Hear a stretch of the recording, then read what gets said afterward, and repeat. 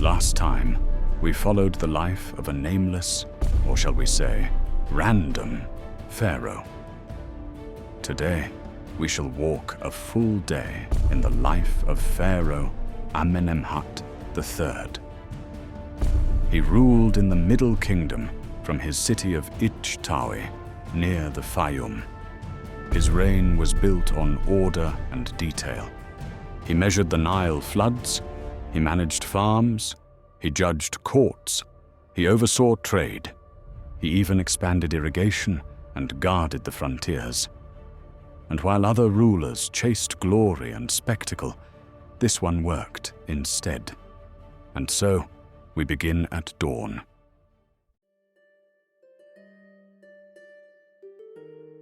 Dawn comes in the cool blue of early morning. The pharaoh wakes before sunrise. From his balcony, he checks the Nilometer that tracks the Nile. Each flood season, priests measure the water level. Today, the reading is near perfect. That means strong harvests, fair taxes, and calm under Maat. And before he jumps into any business, the pharaoh performs a small ritual. He whispers protective words while priests recite old coffin texts. They were written for the dead, but work just fine for the living. The lector priest seals the moment with sacred phrases. Now, while common people wear amulets of Bes or Tauret, the pharaoh prefers a full team of priests instead. Meanwhile, on the roof, the royal astronomer watches the last stars. Egyptians divided the night into 12 hours by star groups called deacons. So he marks which one is crossing the sky at this hour. Soon, Sirius will rise at dawn. That signals the new year and the height of the flood. And so, the pharaoh's day begins. With the sun rising, Amenemhat starts with the inspections. So he skips ceremony and heads to the palace workshops. Here, kilns fire faience, that blue-green ceramic Egyptians love. Workers show him new amulets and tiles, still warm from the fire. Egyptians have made faience for thousands of years. Now, they're even trying out early glass-like materials. The pharaoh peeks into a kiln glowing with copper flames. That means Egyptian blue is forming, the first synthetic pigment on Earth. It's made by heating sand, natron, and copper together. Powdered malachite and azurite add even more color. Indeed, Egypt's skill in chemistry is famous, from metals to dyes. And the king's visit reminds everyone that even pigments carry royal weight. Next, he walks to the shipyard by the canal. The air smells of cedar brought from Lebanon. Shipwrights are building a river vessel to move obelisks. They sew the planks with rope, drilling mortises and lashing timbers. At the same time, a new steering oar is being tested. The boat, about 20 cubits long, will be done in weeks. Old records tell of 100-foot ships built in just 17 days. Timber is rare, so every log is precious. The pharaoh recalls how Senusret III cut a canal to bring wood from Nubia. Since he's pleased with the current progress, Amenemhat jokes, "A ship is like a kingdom. Every part must fit." Afterward, by mid-morning, he sits in the golden court. Here, he hears appeals that rise to the throne itself. Today, farmers from the Fayum argue over a boundary line. A scribe reads their case while they swear by the pharaoh's life. After questions, Amenemhat orders the marker reset. So he sends an inspector to make sure it's done. The decree is then sealed and logged in the archives. Then he checks weights and measures. Justice, after all, depends on fair scales. The royal cubit rod, about 52.5 centimeters, is compared to copies in use. Stone weights are tested too. 1 deben equals about 13.6 grams of copper. Nearby, a goldsmith assays a copper ingot at 100 deben. The pharaoh then stamps it with his seal of approval. For him, fairness runs from border lines down to grams of trade, and by late morning, all is settled just as he likes.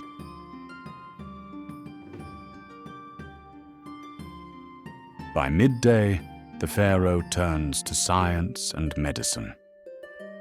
In the palace clinic, his physician and scribes bring their notes. Egypt is proud of its doctors, who are called doctors of the great house. Today they will show the pharaoh a new remedy copied from an old scroll. And on a polished table rests a manuscript, ancestor of the Ebers papyrus. The section today covers teeth and swollen gums. Years of sandy bread have worn ancient Egyptians' molars thin. One cure uses a paste of ochre, honey, and frankincense packed around the tooth. Honey shows up everywhere, working as both a sweetener and an antiseptic. Egyptian healers rely on it in more than half their remedies. The physician quotes the Kahun papyrus, which was written in his grandfather's day. It lists gynecology and birth control with crocodile dung and honey. That makes the pharaoh grin, which is rare for someone with sore teeth. Other cures get a mention too, like willow for pain or juniper for the stomach. Magic, too, is part of the treatment as much as medicine. A prayer might go with a potion, just in case. But for now, before leaving, the pharaoh watches a quick exam. An old scribe with aching joints gets a poultice of castor oil and moringa. The pharaoh asks if he has prayed to Sekhmet, goddess of healing. Then he breaks for a light noon meal. Over food, his chief astronomer reports once more that Sirius will rise soon. And so, Amenemhat orders plans for Wepet Renpet, and thanks to Khnum, god of the Nile. Afternoon arrives, and the pharaoh sets out to check his estates. He rides a short way to the crown farms. At the cattle pens, long-horned herds pass before him. A new bull is inspected, named, and written into the record. Workers churn butter and cheese for the palace and the temples. Satisfied, the pharaoh orders extra fodder for the herd. Next, he visits the brewery. Here, jars of malt and date mash ferment in the open hall. Beer fuels Egypt's workers, and this place makes a special brew for the court. The brewmistress offers him a sweet cup. Grain ratios measure its strength. The brewery reports thousands of liters each month. That keeps laborers across Egypt drinking their daily rations. Once the pharaoh is done here, he is on his way to the apiary. Rows of clay hives buzz beneath the acacias. Beekeepers smoke the bees and draw out honeycomb. This golden sweet is for the royal circle alone. Records show only the pharaoh's closest companions tasted it each day. So, he orders some honey for temple cakes and some for trade. And just so you know, this honey is so costly that it counted as money back then. It was valued like copper or grain. Anyhow, workshops and granaries come next. As the pharaoh takes a walk inside a wide shed, women weave fine linen on loom weights. He fingers a fresh bolt destined for the palace stores. Egyptian linen is prized far beyond the Nile. And once he's done here, the pharaoh inspects the ponds nearby, which yield tilapia. They're caught and salted, especially for the workers. The pharaoh recalls sending teams earlier to restock desert road stations. Food and water there keep quarry and mining crews alive. Inscriptions tell of pharaohs inspecting such places in person. And now, as he departs, the sight of barns and depots full reassures him. He tells a courtier, "Plenty in the storehouse, plenty in the granary." That is the true contentment of a king. Late afternoon brings lessons. Amenemhat steps into the royal school. Here, his children and the sons of nobles study to become scribes. Class is nearly over. Boards and papyri are covered in quick hieratic script. Prince Sekhemunk, who is only 12, reads aloud. He recites the instructions of King Amenemhat I. The text warns, "Trust no one where you sleep.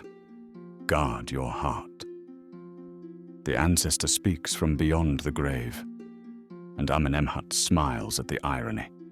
He corrects his son's words, showing he can read too. A small but telling moment.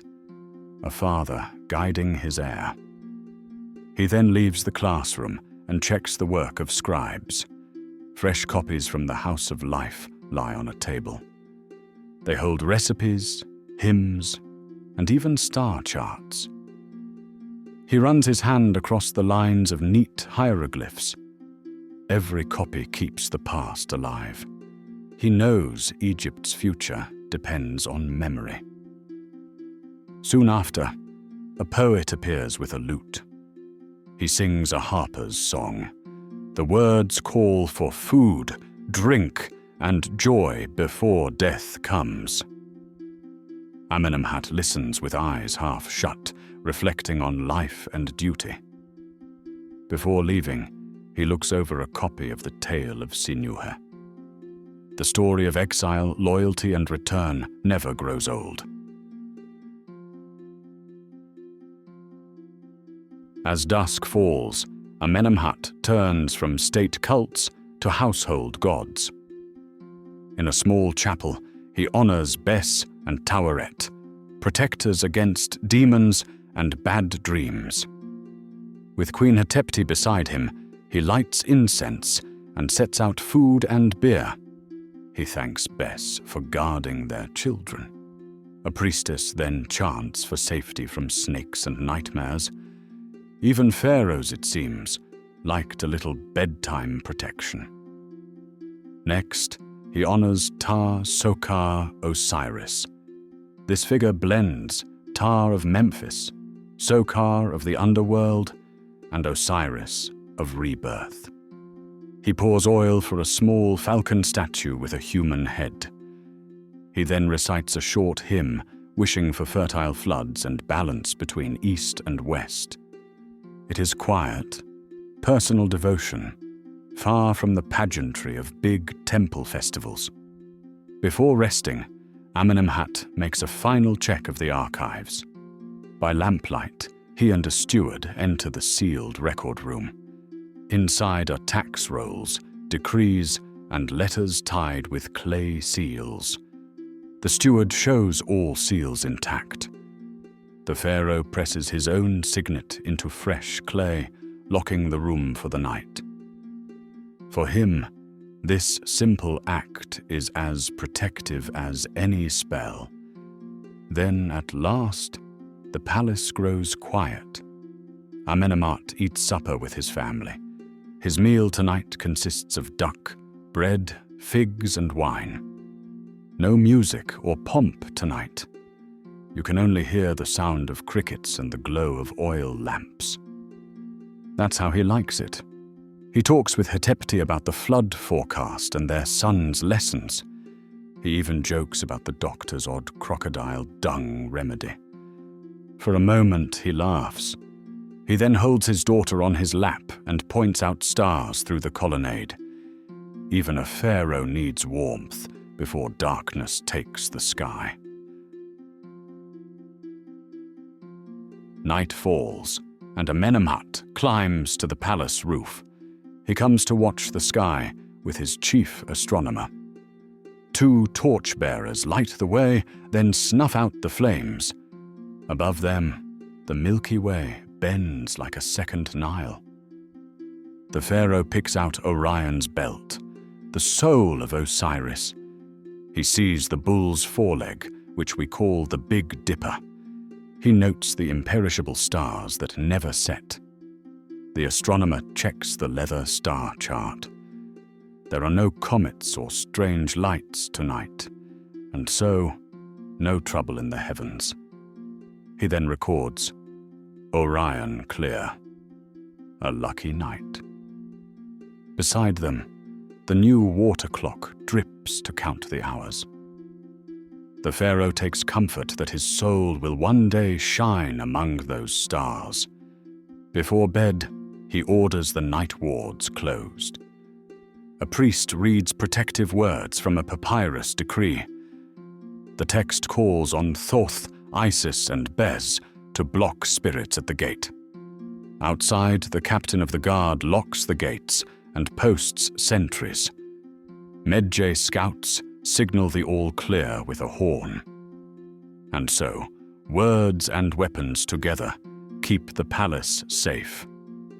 Then at last, Amenemhat retires to his chamber. He rests his head on an ivory stand, curved for the neck. Carved lions and gods guard his sleep. He wonders if the night will bring a dream. Pharaohs sometimes sought visions by sleeping in temples. Thutmose IV once dreamed of the Sphinx. As a result, he claimed the throne. But Amenemhat has no burning question tonight. Still, a word from Sobek of the Fayum would be welcome. Meanwhile, outside, a priest chants from the dream book. It lists omens and cures for bad visions. Holy oil and prayer are said to keep nightmares away. So ends the day. From dawn at the Nilometer to starlight on the roof, we have followed this Pharaoh's hours. He rules by constant duty. He measures floods, judges disputes, and guides his people. He secures the state and his spirit alike. And as silence spreads over Ichtawi, balance itself feels restored. And when the sun rises again, Egypt will wake under a king in balance with earth and sky.